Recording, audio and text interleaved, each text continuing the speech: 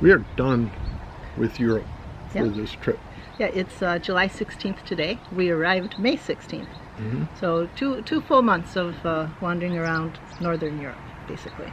We've been to Germany and Poland and Norway and Sweden and Denmark and The Netherlands. the Netherlands. We've been on ferries, we've been on ships, we've been on trains, we've been in boats, Fjords. fjords. Well, the sun came out Yeah, for a little bit. Yeah. And now we're heading by ferry to the UK. Yeah. The second half of our first journey. Norway's been good. Norway was wonderful, amazing, couldn't believe it. Every time we turned around a corner, there was another amazing view or a beautiful thing to see. Really amazing. But also, Germany has been one of our favorite places too. Yeah, we're in Germany right now. Let me spin the camera around in a minute here. I'll show you where we've been staying. You can see behind us is the campground. It's this beautiful quarter-stone building that is, I don't know, it's a bar, restaurant, and part of the campground. And it's authentic. It's a real building. It's not a Disney building. No, it's been here for a long time. Yeah. Plus, the owners are very gracious and friendly, and everybody's been really nice. Yeah. So go ahead, show Let them. me turn around. You can see where we're sitting outside here. There's Beth. You can see the building, the windows. It's lit up at night. It's really cool. This is a nice little spot. Highly recommended. I'll put a description or something in the description about where we actually are in this windy day. And that's it. Yeah. Do you have anything else? I've been very happy so far with how things have gone. There's been a few tense moments here and there, but overall we've been very Yeah, lucky. we had so far, knocking on wood, touch wood, however you're going to do it. The camper's been running great for us. Yeah. A no few minor problems. issues that Mark can take care of, no problem. So. And I think it was mostly operator error for most of the Well, stuff. and considering all the manuals and everything that came with the camper are all in German, so we have to translate them to be able to figure out what's going on. So that's, but not a big deal. Just use Google Translate. Yep. And we've become experts at emptying a cassette toilet. Yeah. Well, you have. Thank you. Yep. Beth never has. No. Not once. Not will I. Yeah. So, but that's all. You know, I do other things. It's not a big deal. No. Don't let people think that No, it you just really don't isn't. do it because I do it. Right. And you could. Yeah. So very easily. Well, I think we've rambled on long enough. I believe so. Now let's ramble a little bit longer. Oh, is there? You have another thought, Mark? Weather. We're all concerned about what we should wear and what we should bring. It's been cold. Today is an exception. Yesterday it was hot. Yeah. But there's only been 3 days where out of the 2 months that Mark's been able to wear shorts during the day. So that gives you an idea. I was on one of my Facebook groups about Norway, and people are always asking, what should I wear, what should I bring? And somebody said, if you're familiar with Duluth, Minnesota, the weather there, that's kind of the weather here in Norway in the summer. So Or Chicago in the spring. or Chicago in the spring, yeah. So, Or fall. So it changes. It's warm during the day, sometimes in the afternoon. It's cold during the night, usually, you know. So layers. And don't stress about it. Just come and enjoy. Yeah. And like I always say, there's a Walgreens on every corner. There's also a t-shirt shop that sells sweatshirts. Yep. On every other corner in any Tourist trap. tourist trap. So lots of tourist So trap if you places. find you need something, you can buy it here. Yep. Yeah. As far as the channel goes, we've been trying to keep up with our videos. We got a lot more footage that we haven't done. We're out of time sequences because there were a few things we wanted to get out first that we did. Hopefully you've been enjoying what we've been putting out. Yeah, and we'll catch up again.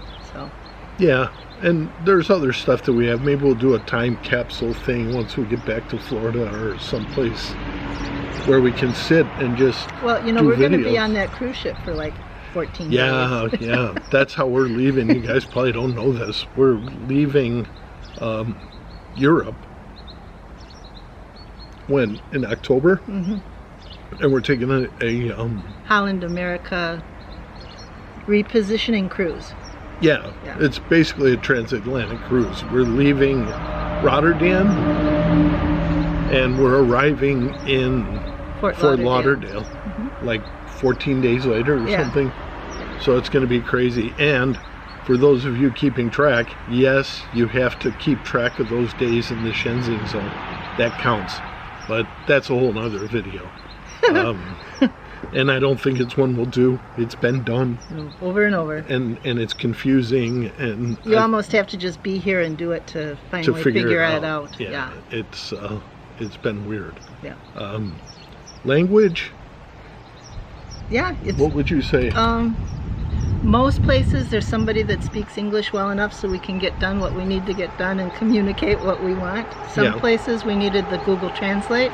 Other places people, we speak English, they speak German, and we communicate back and forth, and we get a camping spot. Interesting. Or Mark gets a beer, or whatever it is we need. Interesting thing yesterday, I walked in to register. We spent an extra day here, and I walked in, and the gentleman in the registration spoke to me in German, and I just looked at him, and I said, maybe not in German, maybe in English. And he goes, well, you don't have a sign on your head that says I speak English. I'm thinking maybe I should get a tattoo. So you have to approach people. They have to know that you can't speak the language. So we usually say hello in their language and then ask them if they speak English. That's how it confuses them, I think, a little bit if you say hello. But in other places we go, like to grocery stores, and we'll say hello, how are you, to the cashier, and you can just watch their expression, and then their brain switches from whatever language they normally speak to English, and then they speak in English to us with a smile. So it has not been a problem for us. Our daughter Shannon picked up a bunch of Norwegian to speak, and we leaned heavily on her while we were in Norway. Yeah, and she did pretty good. And she had only had a couple weeks of practice with the app, whatever that app was. We're not sponsored, by the way. Yeah, and she's continuing, even though she's home in Colorado, she's continuing with her Norwegian studies. So I'm kind of proud of her for that. Yeah, I don't know where she's going to use Norwegian except for in Norway. Yeah, well, I think she plans on returning someday. And we've also had friends here, Haro, which we'll put a link in the description to Haro. Guy that works with him, Timek, Timek gave us a recommendation for a restaurant. We have a video of that. But the waiter at the restaurant said, yeah, we speak English to the world, but nobody speaks Dutch to us. So we learned a few Dutch words for him. That's kind of how it's been. Yeah. With the language. Is it like going to Kentucky? No. The hardest part has been grocery shopping, reading ingredients, but we read the labels on stuff. Yeah, we use the camera for that, the Google Translate. What's hard for me is the traffic signs. I mean, there's symbols that we've learned, but they'll be like a whole caution thing in German on the highway. You just keep up with traffic. We don't know what it says. Follow the guy in front of you. He knows where he's going. And he might be able to read the signs. Yeah, and the majority of people, especially in Germany, they follow the rules. Oh, yeah. So whatever the rules are, if somebody's you follow their lead, we're okay. Yeah, I mean, and they'll yell at you if you don't do it right. Oh, you had we parked at the... never mind. But there's things. There's things. And it's that was Germany. Norway. Most of the places we went in Norway were tourist centered. Yeah, but even in the small towns, we didn't run into trouble. In Oslo's a big tourist town. We went to a lot of tourist places. Bergen, same thing. So we don't know. Right. Sweden, we were in the farms in Sweden. Yeah, lots of people weren't speaking English there. Yeah. But again, we communicated well enough. Yeah, think about at your home right now, and you go out to a restaurant and you look at the 50 people that are in a restaurant. Think that one of those people, one couple there, one group of people, are not speaking English. It's very possible that could happen, and they could get service and get everything they needed without speaking any English. Yep. It's not that hard to get around. We were really concerned about it, And I'm no longer concerned, I'm just amused.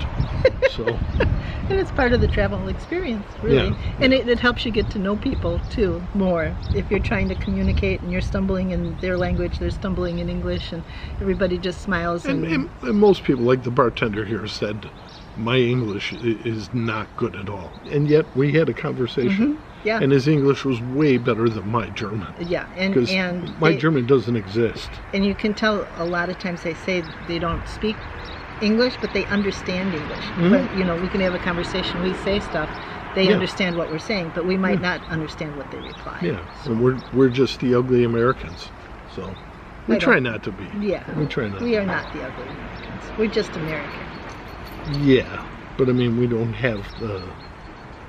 Most people in Europe, I think, that we've run into speak more than one language. Obviously, they speak English. Yep. A lot of the people that we run into at least have a working understanding of English, especially people in the service industry. Yeah, in the big cities for sure. So yeah, that's been our 2 months so far on our Europe adventure. She's summing up. I am summing up. It must be that we have to get going someplace. No, because Mark is going to just keep rambling, which is okay, but you know, it's supposed to be a quick wrap up so far. I do the editing.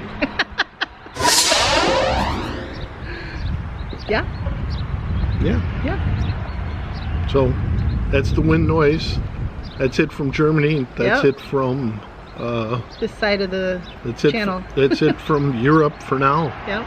And you folks at home, remember to register to vote. It's important if you haven't. Yeah. Yeah, I'm throwing a political statement out there on YouTube. I don't care. I think being here in the UK or in Europe and seeing what's going on back home is embarrassing, you guys. It's embarrassing. We need to do something. So that's my political statement. Very good. I'm sticking with it. All right. So we'll see you up and down the road.